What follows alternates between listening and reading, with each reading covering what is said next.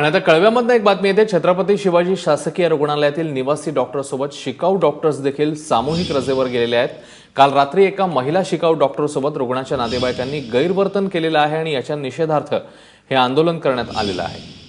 या सगळ्या संदर्भातली अधिक माहिती घेऊया। अक्षय भाटकर आपल्या सोबत आहेत। अक्षय, काय नेमका प्रकार घडलाय तिकडे?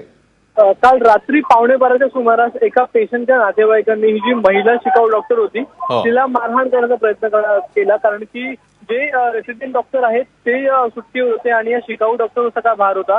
पण एकाच वेळी सगळे पेशंट हँडल करता येत नव्हतं तिला, त्याच्यामुळे मग शेवटी हे जे नातेवाईक आहेत त्यांनी तिला मारहाण करण्याचा प्रयत्न केला। त्याचवेळी तिकडच्या बाकीचे डॉक्टर त्यांनी इंटरफेअर केलं आणि तिला वाचवलं। मात्र हा एकूण जो प्रकार आहे त्या प्रकाराच्या निषेधार्थ आज कालपासूनच सगळे शिकाऊ डॉक्टर जे आहेत ते देखील आता सुट्टीवर गेलेले आहेत, ते देखील आता काम बंद त्यांनी केलेलं आहे।